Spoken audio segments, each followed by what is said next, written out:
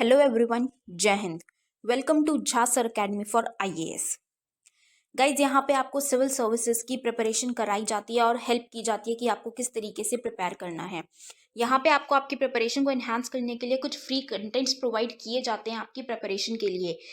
कहाँ पे आपको यूट्यूब प्लेलिस्ट में मिल जाएगा। आप यूट्यूब पे जब जाएंगे तो आपको वहाँ पे वेरियस प्लेलिस्ट अवेलेबल होंगी, जहाँ पे आपको जो डेली करंट अफेयर्स के लेक्चर्स अपलोड किए जाते हैं आपको उनकी प्रॉपर तरीके से प्लेलिस्ट अवेलेबल होगी। उसी के साथ साथ आपको मंथली प्लेलिस्ट भी मिलेगी करंट अफेयर्स की और ईयरली प्लेलिस्ट भी मिलेगी। और साथ ही जो करंट अफेयर्स डेली बेसिस पे आप लोगों को प्रोवाइड किए जाते हैं उन्हीं की फ्री ऑफ कॉस्ट आपको पीडीएफ्स भी दी जाती है हमारे टेलीग्राम चैनल पे। सो गाइज, अगर आपने टेलीग्राम चैनल ज्वाइन नहीं किया है तो तुरंत डिस्क्रिप्शन बॉक्स में जाइए, वहाँ पे आपको लिंक प्रोवाइडेड होगा जहाँ से आप हमारे चैनल को ज्वाइन कर सकते हैं और वहाँ से आप हमारी सारी पीडीएफ्स का एक्सेस ले सकते हैं। और उसी के साथ साथ गाइज, आप लोगों के लिए एक बहुत ही अच्छा इनिशिएटिव स्टार्ट किया गया है मेंस के प्रीवियस ईयर क्वेश्चन एनालिसिस का। आपको आपके लिए डेली बेसिस पर एनालिसिस किया जाता है और उसकी आप लोगों को प्लेलिस्ट प्रोवाइडेड है हमारे यूट्यूब चैनल पे ही। अलग अलग पेपर में प्रोवाइडेड है आप लोगों के कन्वीनियंस के लिए, GS1, GS2, GS3 and GS4 की। उसी के साथ साथ आप लोगों के लिए जीएस के अलग अलग सब्जेक्ट्स की भी प्लेलिस्ट अवेलेबल है। इकोनॉमिक्स है, जैसे सीसैट की आप लोगों के पास प्लेलिस्ट होगी और हिस्ट्री की भी प्लेलिस्ट आपको मिल जाएगी जो कि बिल्कुल फ्री होगी, वो आपको यूट्यूब पे ही अवेलेबल होगी। और इन्हीं प्लेलिस्ट में साथ ही साथ नए नए कंटेंट्स भी रेगुलर बेसिस पे ऐड ऑन किए जाएंगे, जिसके लिए आप लोगों को झा सर अकेडमी को रेगुलरली फॉलो करना है और अपनी प्रिपरेशन को एनहांस करना है, राइट। और उसी के साथ साथ गाइज, कुछ पेड कोर्सेज भी हैं जो आप लोगों के लिए लाए गए हैं Jha sir academy for IAS के द्वारा, जो जिन पेड कोर्सेज को झा सर खुद पर्सनली मेंटोर करते हैं, खुद उसको रिलेट करते हैं। जैसे कि जीएस का प्री प्लस मेंस बैच है गाइस, बिल्कुल जीरो से तैयारी करवाई जा रही है। झा सर खुद तैयारी करवाते हैं, पर्सनल गाइडेंस आपको दी जाती है, प्रॉपर तरीके से आपको अटेंशन प्रोवाइड की जाती है और बिल्कुल बेसिक से आपको तैयारी करवाई जा रही है आपकी प्रिपरेशन को एनहांस करने के लिए, राइट। तो आप इन कोर्सेज को भी ज़रूर ज्वाइन कीजिए। जैसे कि एक मेंस का भी आंसर राइटिंग का टेस्ट सीरीज बैच चल रहा है और प्रीलिम्स का भी टेस्ट सीरीज कोर्स चल रहा है गाइज, जो आपको हमारी ऐप पे टेस्ट सीरीज प्रोवाइड की जाएंगी। 10,000 क्वेश्चंस की आपको प्रैक्टिस कराई जाएगी। वो 10,000 क्वेश्चंस आपको कहाँ पे अवेलेबल होंगे? Jha sir academy for IAS की वेबसाइट पे भी अवेलेबल है और हमारा एक ऐप भी है Jha sir academy for IAS. आप अगर डालेंगे तो प्ले स्टोर से आपको वो ऐप मिल जाएगी, आप उसको डाउनलोड कर सकते हैं। वहाँ पे आपको प्रीलिम्स की टेस्ट सीरीज का एक्सेस भी मिल जाएगा और उसी के साथ साथ इतनी बेहतरीन ऐप है कि आपको वहाँ पे स्टडी टूल्स भी अवेलेबल हैं कि आपकी जो स्टडी है आप उसको ट्रैक कर सकते हैं कि आप कितना टाइम इफेक्टिवली स्टडी कर रहे हैं। तो इस ऐप को गाइज ज़रूर ज्वाइन कीजिएगा, डाउनलोड कीजिएगा और वेबसाइट भी अवेलेबल है। उस वेबसाइट पे भी आप जाके सब कुछ एक्सेस कर सकते हैं जो कि ऐप पे अवेलेबल है, right. So guys, Jha sir academy को रेगुलरली फॉलो करते रहिएगा। हेलो एवरीवन, जय हिंद। Welcome to Jha sir academy for IAS. Guys, हम कर रहे हैं साइंस की एनसीईआरटी क्लास 9th और क्लास 9th की एनसीईआरटी में हम चैप्टर 5 कवर अप कर रहे थे, the fundamental unit of life. हम almost half of the chapter cover up कर चुके हैं।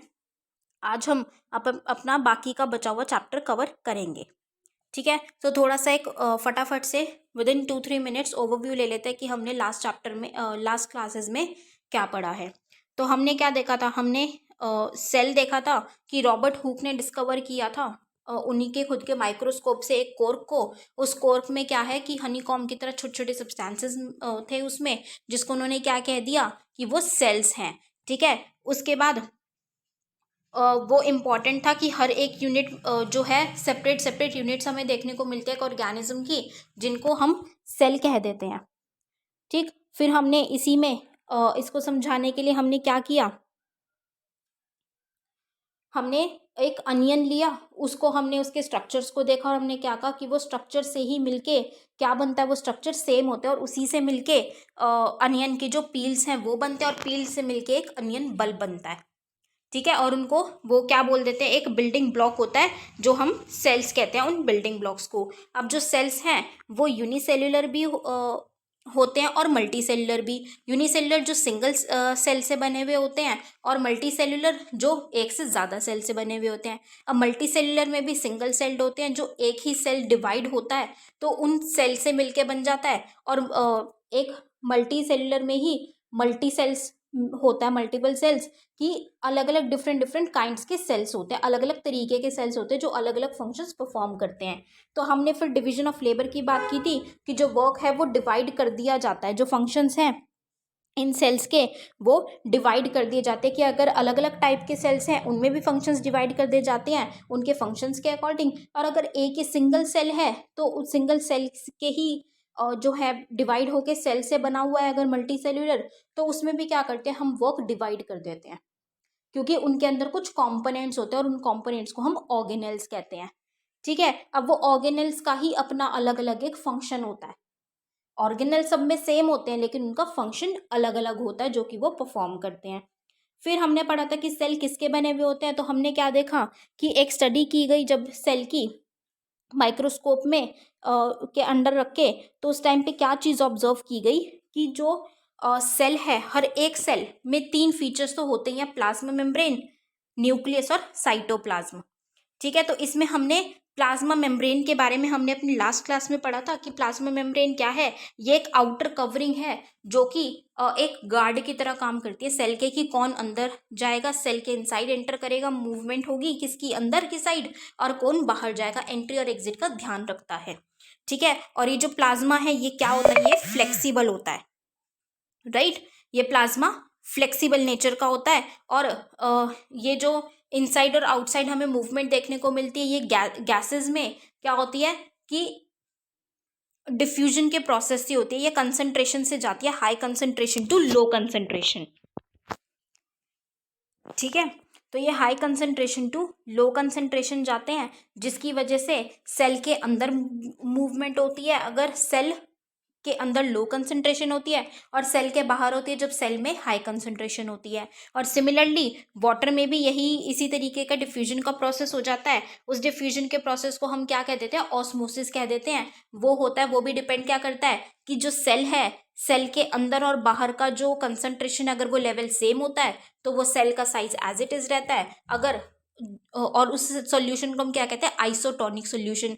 जिस केस में सेल के अंदर जो है वो कंसंट्रेशन कम होती है और उसके बाहर जो सराउंडिंग्स है वहाँ पे कंसंट्रेशन ज़्यादा है, तो ऐसे में क्या होगा, सेल के अंदर वाटर एंटर करेगा और सेल स्वेल अप हो जाएगा, बड़ा हो जाएगा। इसको हम क्या कहते हैं, हाइपोटोनिक सॉल्यूशन कह देते हैं। और एक केस क्या होता है जिसमें कि सेल के अंदर हाई कंसंट्रेशन है और उसके सराउंडिंग्स में लो कंसंट्रेशन है, तो सेल के बाहर वाटर मॉलिक्यूल्स जाएंगे तो सेल क्या हो जाएगा, सिकुड़ जाएगा, श्रिंक हो जाएगा।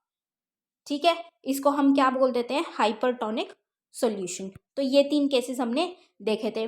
फिर जो प्लाज्मा मेम्ब्रेन होता है वो फ्लेक्सिबल होता है, लिपिड्स और प्रोटीन से बना हुआ होता है। और जो सेल है वो भी अपना जो एक्सटर्नल एनवायरनमेंट से है उससे कुछ न्यूट्रिएंट्स कैप्चर करता है। वो न्यूट्रिएंट्स कैसे लेता है कि जो प्लाज्मा मेम्ब्रेन है वो फ्लेक्सिबल है, तो फ्लेक्सिबल होने की वजह से जो भी एक्सटर्नल एनवायरनमेंट में कुछ फूड या कोई मटेरियल होता है तो उसको ग्रास्प कर लेता है कौन, सेल। ठीक है, एनगल्फ कर लेता है जैसे कि अमीबा। और इस प्रोसेस को हम क्या कहते हैं, एंडोकाइटोसिस। ठीक है, तो इतना हमने पढ़ा था प्लाज्मा मेम्ब्रेन के बारे में। उसके बाद हमने सेल वॉल के बारे में पढ़ा था। सेल वॉल सिर्फ किस में होती है, प्लांट सेल में होती है। ये प्लाज्मा मेम्ब्रेन के बाहर की एक और आउटर कवरिंग होती है। The difference being is plasma membrane flexible होती है और वो जो सेल वॉल होती है वो रिजिड होती है।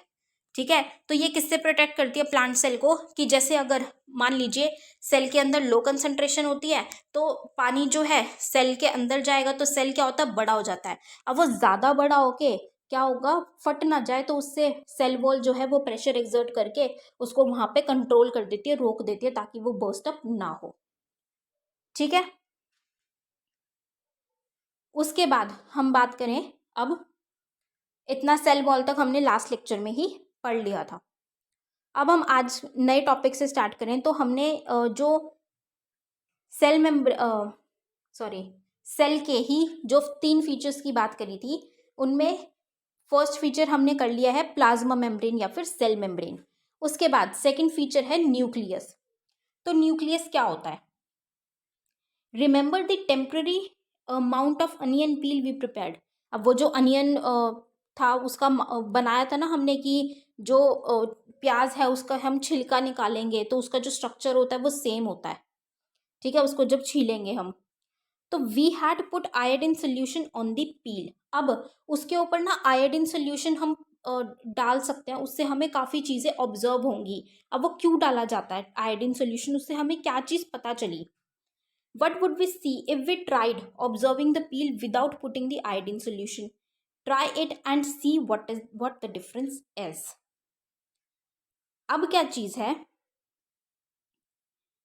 कि अगर हम जो हमने अनियन जो प्याज है उसको हमने छील लिया, अब एक प्याज के छिलके पे हमने आयोडीन सॉल्यूशन डाला और एक पे हमने नहीं डाला, तो उन दोनों में क्या डिफरेंस आएगा? According to their chemical composition different regions of cells get coloured differentially. कि मतलब कि अगर हम आयोडीन सॉल्यूशन डालेंगे तो ऑब्वियस सी बात है कि जिस भी पील पे, अनियन पील पे हम आयोडीन सॉल्यूशन डालेंगे उस पे उसका कलर आ जाएगा, कलर आएगा। जिस पे नहीं डाला है उस पे कोई कलर नहीं आएगा, लेकिन जिस पे डाला है उस पे कलर आएगा।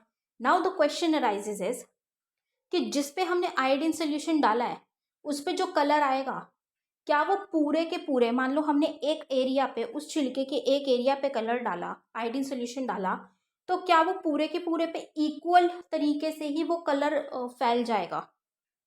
नहीं, उसकी केमिकल कॉम्पोजिशन के हिसाब से, क्योंकि वो है तो सेम, स्ट्रक्चर तो दोनों पूरा बिल्कुल सेम होता है, लेकिन स्ट्रक्चर सेम होने के बावजूद भी उसकी जो केमिकल कॉम्पोजिशन है उन एरियाज में, उसी सिमिलर स्ट्रक्चर में ही अलग अलग रीजन्स में केमिकल कॉम्पोजिशन अलग अलग तरीके की होती है, जो कि कलर अलग अलग तरीके से ही लेगी, अलग अलग तरीके से अपना कलर चेंज करेगी। Some regions appear darker than other regions. कुछ रीजन में कलर डार्क लगेगा और कुछ रीजन में लाइट लगेगा। Apart from iodine solution we could also use safranin solution और methylene blue solution to stain the cells. ये तो सोल्यूशन है कि इसके अलावा हम और कोई सोल्यूशन भी यूज कर सकते हैं। The nucleus has a double layered covering called nuclear membrane. ठीक है, अब न्यूक्लियर पे, अब जैसे हमने सेल पे बात की थी कि सेल की एक आउटर कवरिंग होती है सेल मेम्ब्रेन, ऐसे ही एक न्यूक्लियर जो जो न्यूक्लियस है उस पे भी हमें डबल लेयर्ड कवरिंग देखने को मिलती है, जिसको हम क्या कह देते हैं? Nuclear membrane. The nuclear membrane has pores which allow the transfer of material from inside the nucleus to its outside, that is to the cytoplasm. अब सेम चीज है, प्लाज्मा मेम्ब्रेन या सेल मेम्ब्रेन का काम क्या था कि सेल के अंदर क्या चीज जाएंगी, सेल के बाहर क्या चीज जाएंगी, एंट्री और एग्जिट का काम कर रही थी बेसिकली, गार्ड का। अब ये क्या है? ये न्यूक्लियर मेम्ब्रेन है, जो न्यूक्लियस के आउटर कवरिंग एक तरीके से न्यूक्लियस के बाहर। तो ये न्यूक्लियस के इनसाइड और आउटसाइड क्या क्या चीजें जाएंगी, ये उस चीज का ध्यान करता है। ठीक है, मतलब कि एक सेल है, सेल के अंदर न्यूक्लियस हमें कहाँ देखने को मिलता है? सेंटर में देखने को मिलता है न्यूक्लियस, इतना तो हमें पता है, हमने लास्ट क्लासेस में पढ़ा है, लास्ट चैप्टर्स में, कि न्यूक्लियस क्या होता है? सेंटर में होता है। तो वो जो सेंटर में न्यूक्लियस है उसके भी हमें एक डबल लेयर चारों तरफ देखने को मिलती है, वो क्या है? Nuclear membrane. ठीक है, और उस न्यूक्लियर मेम्ब्रेन के जो आउटर पोर्शन होता है सेल के अंदर ही, वो क्या होता है? साइटोप्लाज्म। अब उस साइटोप्लाज्म से क्या चीज न्यूक्लियस के अंदर जाएगी और क्या चीज न्यूक्लियस से साइटोप्लाज्म के अंदर आएगी, मतलब न्यूक्लियस से बाहर आएगी साइटोप्लाज्म में, ये चीज का कौन देखता है? Nuclear membrane. वो न्यूक्लियस के अंदर और बाहर से, मतलब उसकी एंट्री और एग्जिट ध्यान रखता है मटेरियल्स की। ठीक है, the nucleus contains chromosomes which are visible as rod shaped structures only when the cell is about to divide. अब एक जो न्यूक्लियस है उसके अंदर हमें कुछ क्रोमोसोम्स देखने को मिलते हैं। क्रोमोसोम्स हम कब देख सकते हैं? जब एक सेल डिवाइड होता है ना, तो डिवाइड होते टाइम ना हम रेड कलर के रॉड रॉड के जैसे कुछ स्ट्रक्चर दिखेंगे हमें, रॉड शेप के। लेकिन वो कब दिखेंगे? सिर्फ जब सेल डिवाइड हो रहा होगा, अगर हम उस टाइम पे ऑब्जर्व करेंगे वो हमें सिर्फ उस टाइम पे दिखेंगे। न्यूक्लियस के अंदर वो क्या है, chromosomes. Chromosomes contain information for inheritance of characters from parents to next generation in the form of DNA. DNA क्या है, डीऑक्साइरिबो न्यूक्लिक एसिड मॉलिक्यूल्स। कि अब जो क्रोमोसोम्स हैं वो क्या होते हैं, उसके अंदर पूरी की पूरी इंफॉर्मेशन होती है कि मतलब बेसिकली जीन्स के बारे में, कि भाई जो भी कैरेक्टर्स हैं, मतलब कि जो पेरेंट्स हैं उनसे क्या क्या कैरेक्टर्स उनकी अगली जनरेशन्स में जाएंगे, उनके चिल्ड्रन के अंदर उन पेरेंट्स के क्या क्या कैरेक्टर्स इनहेरिट होंगे, जाएंगे किसकी फॉर्म में, डीएनए की फॉर्म में। ठीक है, डीएनए मॉलिक्यूल्स। तभी तो कैसे पता चलता है, अब कभी कोई जैसे टेस्ट कराना होता है, जैसे पेटर्निटी टेस्ट होता है, तो उसमें क्या होता है, डीएनए के थ्रू होता है, वो डीएनए लिया जाता है, फादर का भी और बेबी का भी। ठीक है, वो डीएनए लिया जाता है, उसकी वजह से वो मैच हो जाता है, तो क्या कि दे आर फादर सन और फादर डॉटर। तो वो क्या है, वो कहाँ से आता है, क्रोमोसोम्स में ही ये इंफॉर्मेशन प्रेजेंट होती है। Chromosomes are composed of DNA and protein. और क्रोमोसोम्स के अंदर जो ये इन्फॉर्मेशन होती है किस फॉर्म में होती है, डीएनए और प्रोटीन्स होते हैं उसके अंदर, और डीएनए में ये इन्फॉर्मेशन होती है basically. DNA molecules contain the information necessary for constructing and organising cells. अब डीएनए के जो मॉलिक्यूल्स है उसके अंदर मेनली क्या इन्फॉर्मेशन होती है कि सेल्स को बनाना कैसे है और उसको ऑर्गेनाइज किस तरीके से करना है। Functional segments of DNA are called genes. अब जो डीएनए के जो फंक्शनल सेगमेंट्स हैं जो काम करते हैं उनको हम क्या कह देते हैं, genes. In a cell which is not dividing, this DNA is present as part of chromatin material. कि एक ऐसे सेल में जो डिवाइड नहीं हो रहा है उसमें डीएनए किस फॉर्म में प्रेजेंट होता है, मतलब किस तरीके से प्रेजेंट होता है, एक क्रोमेटिन मटेरियल के पार्ट के रूप में, उसके भाग, उसके हिस्से के रूप में मौजूद होता है। Chromatin material is visible as entangled mass of thread like structures. Chromatin material कैसे होता है कि जैसे थ्रेड लाइक स्ट्रक्चर होता है ना, धागे की तरह कुछ मटेरियल होता है, उसकी तरह पता चलता है।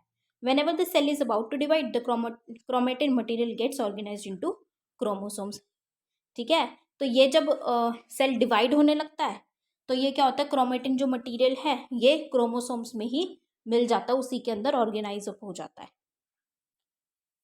ठीक, तो हमने क्या चीज़ देखी, देखो कितनी सारी चीज़ है। सेल वॉल के अंदर हमें न्यूक्लियस देखा, ठीक है, न्यूक्लियस के बाहर तो क्या थी, न्यूक्लियर मेम्ब्रेन। न्यूक्लियस के अंदर क्रोमोसोम्स हैं, क्रोमोसोम्स के अंदर डीएनए और प्रोटीन्स हैं, डीएनए के अंदर जीन्स हैं। ठीक है, और जब सेल डिवाइड नहीं हो रहा तो वो डीएनए किसके पार्ट के फॉर्म में है, क्रोमेटिन मटेरियल के पार्ट। और जब डीएनए सेल डिवाइड होगा तो वो जो क्रोमेटिन मटेरियल है वो क्रोमोसोम्स में मिक्सअप हो जाएगा, ऑर्गेनाइज हो जाएगा। ठीक, तो इसका एक फ्लो चार्ट सा बना लेना ताकि इजी रहे, ये पैराग्राफ में पढ़ना ही नहीं पड़ेगा दोबारा। The nucleus plays a central role in cellular reproduction, the process by which a single cell divides and forms into 2 new cells. Nucleus का एक बहुत महत्वपूर्ण, बहुत सेंट्रल रोल होता है सेल्यूलर रिप्रोडक्शन में। ठीक है, सेल्यूलर रिप्रोडक्शन मतलब कि जब सेल्स डिवाइड होते हैं उसमें रोल होता है। ठीक है, क्या प्रोसेस है ये, जिसमें एक सिंगल सेल डिवाइड होके 2 नए सेल्स बना देता है। ठीक, it also plays a crucial role along with the environment in determining the way the cell will develop and what form it will exhibit at maturity by directing the chemical activities of the cell। तो अब इसका nucleus का हमें कहाँ पे भी एक महत्वपूर्ण रोल देखने को मिलता है, महत्वपूर्ण पार्ट इसका कहाँ पे भी है कि एनवायरनमेंट के साथ साथ, मतलब एनवायरनमेंट कैसा होगा उसके साथ साथ ये इस चीज़ को भी डिटरमाइन करता है कि सेल किस तरीके से डेवलप होगा। ठीक है, और क्या क्या उसकी फॉर्म होगी या क्या क्या उसकी हमें कैरेक्टरिस्टिक्स देखने को मिलेगी, या उसका function at the time of maturity. ठीक है, कि किस तरीके से उसकी केमिकल एक्टिविटीज़ को बताते हुए, डायरेक्ट करते हुए कि उसका क्या काम होगा, किस फॉर्म में होगा, क्या एक्टिविटीज़ होंगी, क्या फंक्शंस परफॉर्म करेगा at the time of maturity, जब वो मैच्योर लेवल पे पहुंच जाएगा। तो इसका काम भी कौन करता है, न्यूक्लियस ही करता है। In some organisms like bacteria, the nuclear region of the cell may be poorly defined due to the absence of a nuclear membrane। अब जो न्यूक्लियस है, अब हमने क्या बात की कि न्यूक्लियस के एक आउटसाइड डबल लेयर्ड स्ट्रक्चर होती है जिसको हम कहते हैं न्यूक्लियर मेम्ब्रेन। अब ये जो न्यूक्लियर मेम्ब्रेन है, ये ज़रूरी नहीं है कि हर एक ऑर्गेनिज्म में ये न्यूक्लियर मेम्ब्रेन प्रेजेंट हो, ऐसा ज़रूरी नहीं है। अब ऐसा ज़रूरी क्यों नहीं है? क्योंकि ऐसे ऑर्गेनिजम्स जैसे कि बैक्टीरिया है, उनके अंदर हमें ये न्यूक्लियर मेम्ब्रेन देखने को नहीं मिलती, और जिसकी वजह से जो न्यूक्लियर रीजन है वो बहुत मतलब अच्छे से, बहुत पुअर तरीके से डिफाइन होता है, क्योंकि न्यूक्लियर मेम्ब्रेन है ही नहीं, तो उसमें कोई भी पार्टिकल, कोई भी जो है सब्सटेंस वो एंटर कर रहा है, एग्जिट कर रहा है अपनी मर्जी से, तो वो क्या है, प्रॉपर तरीके से डिफाइन नहीं होता है। Such an undefined nuclear region containing only nucleic acids is called a nucleoid. अब ऐसा जो रीजन जो कि अनडिफाइंड है, मतलब कि न्यूक्लियस फैला हुआ है, एक प्रॉपर डिफाइंड रीजन नहीं है उसका, ठीक है, जिसके अंदर सिर्फ न्यूक्लिक एसिड है, उसको हम क्या कह देते हैं, nucleoid. Such organisms whose cells lack a nuclear membrane are called prokaryotes. prokaryotes मतलब प्रो मीन्स प्रिमिटिव और प्राइमरी, और कैरियोट्स मतलब कैरियोन, क्या मतलब है, न्यूक्लियस, प्राइमरी न्यूक्लियस। तो जो सेल्स जिनके न्यूक्लियस के बाहर या जिनके न्यूक्लियस पे हमें न्यूक्लियर मेम्ब्रेन देखने को नहीं मिलती, उन सेल्स को हम क्या कहते हैं, प्रोकैरियोट्स। मतलब उन ऑर्गेनिजम्स को हम प्रोकैरियोट्स कहते हैं जिनमें हमें न्यूक्लियर मेम्ब्रेन देखने को नहीं मिलती है। और organisms with cells having a nuclear membrane are called eukaryotes, कि वो ऑर्गेनिजम्स जिनके सेल्स के बाहर न्यूक्लियर मेम्ब्रेन होती है उनको हम क्या कह देते हैं, यूकैरियोट्स, ठीक है। नाउ प्रोकैरियोटिक सेल्स, प्रोकैरियोट्स कौन से, जिसमें न्यूक्लियर मेम्ब्रेन नहीं है, also lack most of the other cytoplasmic organelles present in eukaryotic cells. अब ऐसा नहीं है कि सिर्फ यही डिफरेंस नहीं है कि प्रोकैरियोटिक जो सेल्स हैं उनके अंदर सिर्फ न्यूक्लियर मेम्ब्रेन प्रेजेंट नहीं होती, उनके अंदर ना काफ़ी सारी ऐसी भी चीज़ें हैं या ऐसे ऑर्गेनल्स हैं, साइटोप्लाज्मिक ऑर्गेनल्स, जो कि प्रेजेंट नहीं होते। मतलब जो प्लाज्मिक ऑर्गेनल्स हमें यूकैरियोटिक सेल्स, यूकैरियोटिक कौन से सेल्स जिसमें प्लाज्मा मेम्ब्रेन न्यूक्लियर मेम्ब्रेन होता है, उनमें हमें कुछ साइटोप्लाज्मिक ऑर्गेनल्स जो जो देखने को मिलते हैं, उसमें से कुछ ऐसे ऑर्गेनल्स हमें प्रोकैरियोटिक सेल्स में देखने को नहीं मिलते। Many of the functions of such organelles are also performed by poorly organized parts of the cytoplasm. ठीक है, तो अब कुछ साइटोप्लाज्मिक ऑर्गेनल्स भी नहीं है, न्यूक्लियर मेम्ब्रेन भी नहीं है, तो काफ़ी सारे ऐसे सेल्स के, ऐसे ऑर्गेनल्स के जो फंक्शंस हैं वो ये साइटोप्लाज्म के जो प्रॉपर तरीके से पार्ट्स ऑर्गेनाइज है ही नहीं वही परफॉर्म करते, तो वो प्रॉपर तरीके से मतलब इतना अच्छे से काम नहीं करते। The chlorophyll in photosynthetic prokaryotic bacteria is associated with membranes vesicles, bag like structures, but not with plastids as in eukaryotic cells.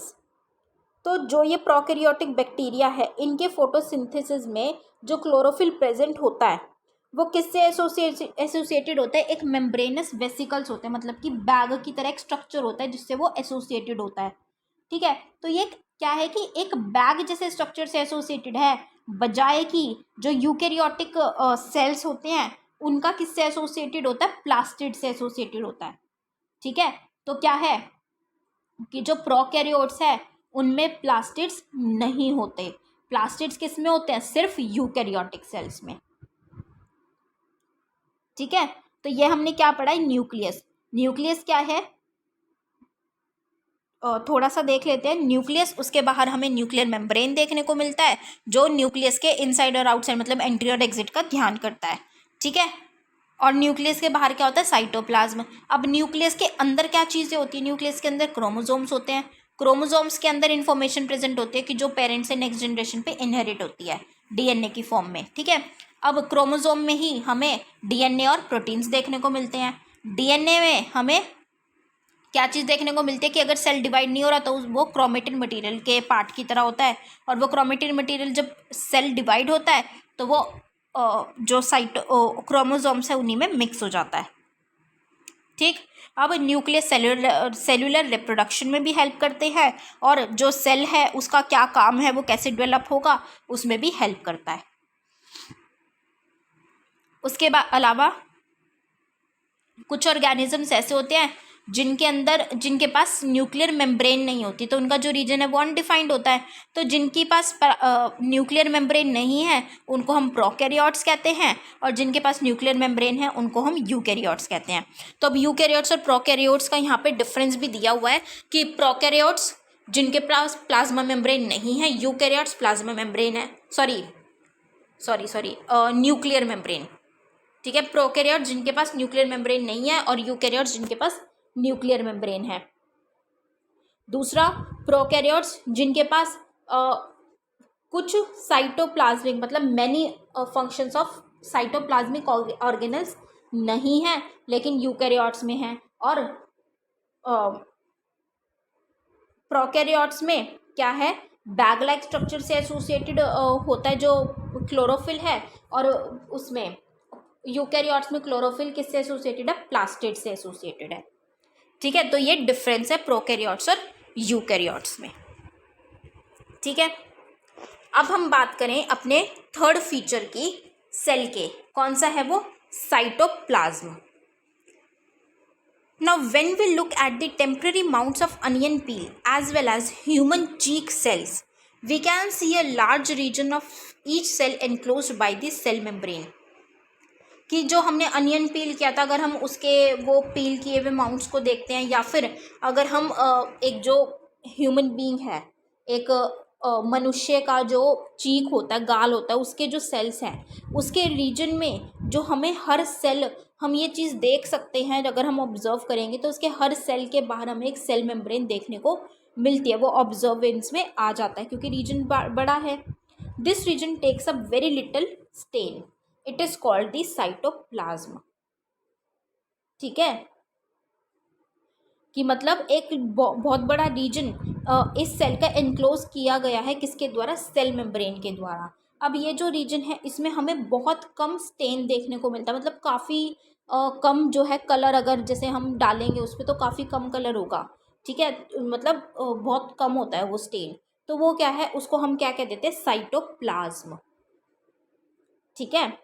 The cytoplasm is the fluid content inside the plasma membrane, कि जो cell membrane या plasma membrane है उसके अंदर हमें क्या देखने को मिलता है, एक फ्लूइड कंटेंट होता है, वो फ्लूइड कंटेंट को हम क्या कहते हैं, cytoplasm.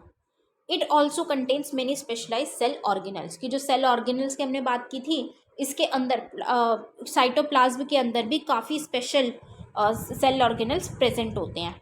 Each of these organelles performs a specific function for the cell, ये तो हमने पढ़ा था कि जो सेलर ऑर्गेनल है वो अलग अलग फंक्शंस परफॉर्म करते हैं सेल के लिए। Now cell organelles are enclosed by membranes in, अभी जो सेल ऑर्गेनल्स हैं इनके हमें चारों तरफ भी क्या देखने को मिलते हैं, मेम्ब्रेन, ठीक है। लेकिन क्या होगा, अब प्रोकैरियोट्स में हमने क्या बात की थी कि इसमें न्यूक्लियर मेम्ब्रेन नहीं होती, ठीक है। तो अब प्रोकैरियोट्स में क्योंकि जो क्या दिया हुआ है, beside the absence of a defined nuclear region जो है वो डिफाइंड नहीं अनडिफाइंड है, क्यों, क्योंकि न्यूक्लियर मेम्ब्रेन प्रेजेंट नहीं है। तो the membrane bound cell organelles are also present, तो ऐसे सेल ऑर्गेनल जिनके चारों तरफ मेम्ब्रेन प्रेजेंट होती है, ऐसे सेल ऑर्गेनल्स भी प्रेजेंट उसमें नहीं होते प्रोकैरियोट्स में। एक और डिफरेंस है, ऐड कर लेना, ठीक है, कि cell organelles bounding membrane are also absent in prokaryotes whereas they are present in eukaryotes। कि on the other hand the eukaryotic cells having nuclear membrane have nuclear membrane होती है उस पर, और as well as membrane enclosed organelles, कि ऐसे cell organelles भी होते हैं जिनके आज चारों तरफ हमें मेम्ब्रेन देखने को मिलती है, ठीक है। The significance of membranes can be illustrated with the example of viruses। अब इन मेम्ब्रेन्स की क्या इंपॉर्टेंस है, क्या महत्व है इनका, वो हम किस तरीके से वायरस का एग्जाम्पल लेके हम इसको बता सकते हैं। कैसे, viruses lack any membranes and hence do not show characteristics of life until they enter a living body and use its cell machinery to multiply. अब जो वायरस हमें देखने को मिलता है, वायरस के अंदर मेम्ब्रेन प्रेजेंट नहीं होती, मतलब कि वायरस जो है वो क्या है, एक प्रोकैरियोटिक सेल है, क्योंकि उसके अंदर हमें मेम्ब्रेन देखने को नहीं मिलती। तो अब जब उसमें मेम्ब्रेन नहीं है तो बिना मेम्ब्रेन के वो एक लाइफ के तरीके की ऐसी विशेषताएं नहीं दिखाता, ऐसी कैरेक्टरिस्टिक्स नहीं होती। क्या करता है वायरस? वायरस किसी की बॉडी में एंटर करता है, एक लिविंग बीइंग की बॉडी में एंटर करता है, ठीक है। उसकी बॉडी में एंटर करके उसकी सेल की मशीनरी यूज़ करता है, उसकी मेम्ब्रेन वगैरह जो भी है, उसकी जो यूकैरियोटिक सेल होते हैं बेसिकली जिनके, उनकी मशीनरी को यूज़ करता है और फिर मल्टीप्लाई होता है। फिर वो कैरेक्टरिस्टिक्स दिखाता है लाइफ के कुछ, ठीक है। फिर वो मल्टीप्लाई होना शुरू करता है, रिप्रोड्यूस होना शुरू करता है। बिना किसी लिविंग बॉडी के या बिना किसी की यूकैरियोटिक सेल के अंदर एंटर किए वो क्या है, वो मल्टीप्लाई या वो कोई वर्क नहीं कर पाता, ठीक है।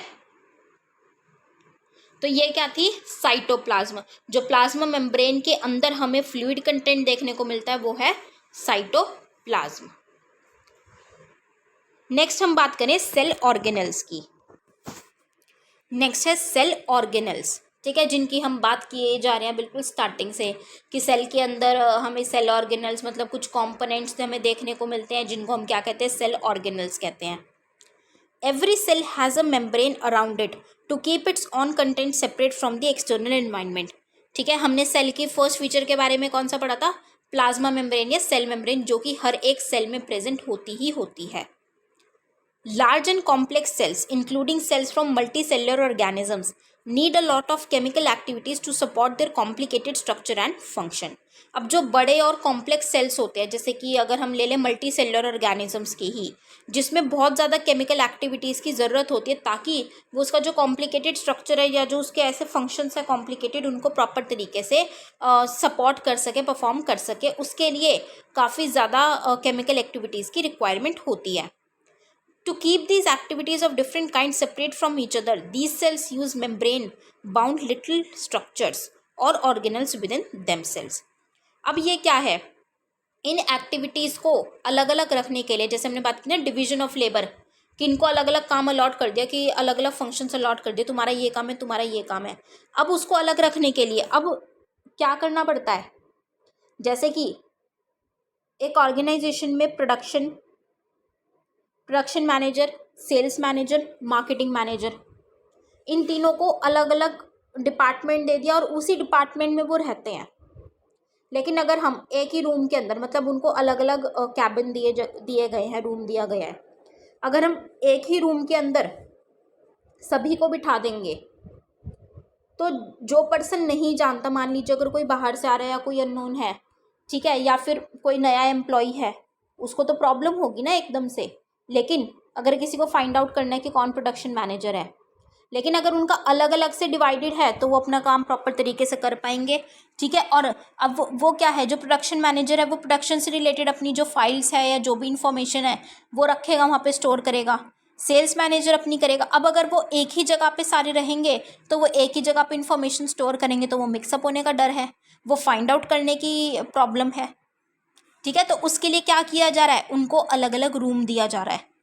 तो इसी तरीके से अलग अलग फंक्शंस जो ये परफॉर्म करते हैं ऑर्गेनल्स, तो इनको ये मिक्सअप ना हो, इनकी एक्टिविटीज़ जो है वो अलग अलग ही रहे, उसके लिए उनको क्या कर दिया, जैसे कि एक दीवार खींच दी ना उनके लिए, मैनेजर्स को अलग अलग देने के लिए एक दीवार खींच दी, अलग अलग दरवाज़ा लगा दिया, ठीक है। सिमिलरली ये जो ऑर्गेनल्स हैं इनके चारों तरफ क्या कर देते हैं, एक मेम्ब्रेन क्रिएट हो जाती है जिसकी वजह से ये अलग रहते हैं, ठीक है, ये आपस में मिक्सअप नहीं होते, right. This is one of the features of the eukaryotic cells that distinguish them from prokaryotic cells. वही जो हमने पढ़ा कि जो यूकैरियोटिक सेल्स है, इन्हीं के सेल ऑर्गेनल्स के चारों तरफ ये मेम्ब्रेन देखने को मिलती है, प्रोकैरियोटिक सेल्स के सेल ऑर्गेनल्स के हमें चारों तरफ ये मेम्ब्रेन देखने को नहीं मिलती। Some of these organelles are visible only with an electron microscope. अब इनमें से कुछ ऑर्गेनल्स ऐसे भी होते हैं जो सिर्फ और सिर्फ इलेक्ट्रॉन माइक्रोस्कोप के अंडर ही हम देख सकते हैं। Now we have talked about the nucleus. Nucleus के बारे में तो हमने पढ़ा अभी। Some important examples of cell organelles. अब सेल ऑर्गेनल्स के कुछ ज़रूरी इंपॉर्टेंट एग्जाम्पल्स हैं जिनके बारे में हम पढ़ेंगे। कौन कौन से हैं? एंडोप्लाज्मिक रेक्टिलियम, रेक्टिलम नहीं reticulum sorry endoplasmic reticulum, Golgi apparatus, lysosomes, mitochondria and plastids. They are important because they carry out some very crucial functions in cells. अब ये ज़रूरी क्यों? क्योंकि बहुत ही महत्वपूर्ण ऐसे रोल निभाते हैं सेल के अंदर, ऐसी एक्टिविटीज़ या फंक्शंस परफॉर्म करते हैं. ठीक है, तो उसके लिए इम्पॉर्टेंट है. तो इनके बारे में हम अलग अलग पढ़ेंगे कि ये क्या क्या काम करते हैं. सबसे पहले हम बात करें एंडोप्लाज्मिक रेटिक्यूलम के बारे में. ठीक है, इसको किससे डिनोट किया जा रहा है? E R. Endoplasmic E, reticulum R. It is a large network of membrane bound tubes and sheets. It looks like long tubules or round or oblong bags, मतलब वेसिकल्स. मतलब कि बहुत बड़ा नेटवर्क है, मतलब मेम्ब्रेन है इसके चारों तरफ. किसके? एक ट्यूब या फिर शीट की तरह इसकी शेप होती है, ट्यूब्स की फॉर्म में या शीट में, शीट की तरह, और चारों तरफ उसके मेम्ब्रेन प्रेजेंट होती है. ठीक है, तो इसीलिए क्योंकि ट्यूब की तरह होती है तो इसको ट्यूब्यूल्स या फिर ऑब्लोंग बैग्स, क्योंकि शीट की तरह भी बोल देते हैं, वेसिकल्स, या फिर एक राउंड शेप में प्रेजेंट होते हैं ये. The ER, endoplasmic reticulum membrane is similar in structure to the plasma membrane. अब ये देखने में किसके जैसी सी लगती है? प्लाज्मा मेम्ब्रेन के जैसी सी होती है देखने में. There are two types of ER. अब ये भी दो तरीके की होती है. क्या क्या होती है? एक तो होती है RER, रफ, मतलब कि जो खुरदरी, उबड़ खाबड़ सी खुरदरी होती है, मतलब सॉफ्ट स्मूथ नहीं होती, खुरदरी सी होती है. Rough endoplasmic reticulum, RER.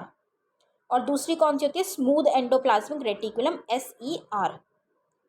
RER looks rough under a microscope because it has particles called ribosomes attached to its surface. The ribosomes, which are present in all active cells, are the sites of protein manufacture. ठीक है, RER क्या होता है? ये इसको rough क्यों बोला जा रहा है? क्योंकि जब हम माइक्रोस्कोप के अंदर देखते हैं एंडोप्लाज्मिक रेटिकुलम को, तो वो रफ सा दिखता है. मतलब कि जो उसका सरफेस है वो प्लेन नहीं होता, वो रफ होता है. क्यों रफ होता है? क्योंकि उस पर जो राइबोसोम्स हैं, कुछ पार्टिकल्स होते हैं जिनको हम राइबोसोम्स कहते हैं, वो उसके सरफेस पे अटैच्ड होते हैं, चिपके हुए होते हैं. और वो राइबोसोम्स क्योंकि ऊपर नीचे अटैच्ड होते हैं, उसकी वजह से ये रफ रफ दिखता है सरफेस उसका. अब ये जो राइबोसोम्स है, ये हर जो भी सेल एक्टिव हैं, उन हर एक्टिव सेल्स में ये प्रेजेंट होता है. ठीक है, और ये किसका है? प्रोटीन मैन्युफैक्चर होता है, यहाँ पे प्रोटीन्स बनते हैं. The manufactured proteins are then sent to various places in the cell depending on need using the ER. अब ये जो प्रोटीन यहाँ पे मैन्युफैक्चर हुआ, कहाँ पे? राइबोसोम्स में. ठीक है, अब ये राइबोसोम्स में जो प्रोटीन मैन्युफैक्चर होता है, तो फिर ये क्या होता है? ये सेल के अंदर जहाँ जहाँ पे भी ज़रूरत होती है, एंडोप्लाज्मिक रेटिकुलम की मदद से ये उस सेल के अंदर उन जगहों पे ट्रांसफ़र करते हैं इन प्रोटीन्स को, जहाँ जहाँ पे भी सेल को ज़रूरत होती है इन प्रोटीन्स की. ठीक है, उसके बाद आता है SER, smooth endoplasmic reticulum. It helps in the manufacture of fat molecules और lipids important for cell function. अभी जो स्मूथ वाले होते हैं, इन पे राइबोसोम्स तो अटैच नहीं होते क्योंकि बिल्कुल स्मूथ प्लेन होते हैं. ठीक है, लेकिन ये किसके लिए होते हैं? फैट मैन्युफैक्चर करने के लिए, फैट के मॉलिक्यूल्स. ठीक है, जो RER है उस पर राइबोसोम्स प्रोटीन मैन्युफैक्चर करते हैं, और जो स्मूथ वाले हैं वो फैट के मॉलिक्यूल्स मैन्युफैक्चर करते हैं, या फिर हम जिनको लिपिड्स कह देते हैं. ठीक है, अब ये भी सेल के फंक्शनिंग के लिए बहुत ज़्यादा ज़रूरी है. Some of these proteins and lipids help in building the cell membrane. अब इनमें से कुछ जो प्रोटीन्स हैं जो कि राइबोसोम मैन्युफैक्चर करता है, और कुछ लिपिड्स जो कि स्मूथ एंडोप्लाज्मिक रेटिकुलम मैन्युफैक्चर करता है, ये सेल मेम्ब्रेन बनाने में भी हेल्पफुल होते हैं. This process is known as membrane biogenesis. अब इस प्रोसेस को हम क्या कह रहे हैं? Membrane biogenesis. Some other proteins and lipids help function as enzymes and hormones. अब कुछ ने तो कैसे में मदद करी? प्रोटीन्स और लिपिड्स में, सेल मेम्ब्रेन बनाने में. कुछ मदद कर देते हैं एंजाइम्स और हॉर्मोन्स के फंक्शनिंग में मदद करते हैं. Although the ER varies greatly in appearance in different cells, it always forms a network system. अब ये अलग अलग सेल्स में अलग अलग इसकी अपीयरेंस देखने को मिलती है, तो ये क्या करता है? ये अलग से हमेशा एक नेटवर्क सिस्टम फॉर्म कर लेता है. ठीक है, thus one function of the ER to serve as channels for the transport of materials, especially proteins, between various regions of the cytoplasm or between the cytoplasm and the nucleus. ठीक है, तो endoplasmic reticulum का क्या function होता है? एक तो mainly कि वो ट्रांसफ़र करती है, मतलब एक ट्रांसपोर्ट का एक मीडियम बन जाती है, जैसे कि प्रोटीन्स को ट्रांसफ़र करती है सेल के अंदर जहाँ जहाँ पे भी ज़रूरत होती है, कि या तो साइटोप्लाज्म के रीजन्स में अगर ज़रूरत होगी, या फिर साइटोप्लाज्म और न्यूक्लियस के बीच में अगर ट्रांसफ़र करना होगा उसमें ज़रूरत होगी, तो उसमें ये कौन करती है ट्रांसपोर्ट, मतलब एक मीडियम की तरह काम करती है, व्हीकल की तरह बेसिकली, कौन? Endoplasmic reticulum. The ER also functions as cytoplasmic framework, providing a surface for some of the biochemical activities of the cell. अब एक प्लाज्मिक फ्रेमवर्क, मतलब साइटोप्लाज्म का जो फ्रेमवर्क है उसके फंक्शन में भी मदद करती है, जो कि एक सरफेस प्रोवाइड करता है कि जो सेल के अंदर जो भी बायोकेमिकल एक्टिविटीज़ है उनको प्रॉपर तरीके से परफॉर्म करने में साइटोप्लाज्मिक फ्रेमवर्क की मदद करता है. In the liver cells of the group of animals called vertebrates, SCR plays a crucial role in detoxifying many poisons and drugs. अब कुछ ग्रुप ऑफ एनिमल्स जिनको हम वर्टिब्रेट्स कहते हैं, उनके लीवर सेल्स में भी मदद करता है कौन? SER, smooth endoplasmic reticulum. कैसे? कि उनकी जो लीवर में कोई भी पॉइजन या फिर ड्रग अगर होता है, चला जाता है, तो उसको डिटॉक्सिफाई करने में वो मदद करता है. ठीक है, तो एंडोप्लाज्मिक मेम्ब्रेन क्या है? प्लाज्मा मेम्ब्रेन की तरह ये दिखती है, ट्यूब या शीट की तरह इसका स्ट्रक्चर होता है, वेसिकल्स की तरह. ठीक है, फिर ये रफ होती है क्योंकि उसके ऊपर राइबोसोम्स अटैच्ड होते हैं, राइबोसोम्स प्रोटीन्स मैन्युफैक्चर करते हैं. और स्मूथ होती है जो कि लिपिड्स या फैट मॉलिक्यूल्स मैन्युफैक्चर करता है. फिर ये जो एंडोप्लाज्मिक है ये उनको ट्रांसपोर्ट करता है प्रोटीन्स को हर जगह पे या मटीरियल्स को, और जो साइटोप्लाज्मिक फ्रेमवर्क है उसकी फंक्शनिंग में भी मदद करता है.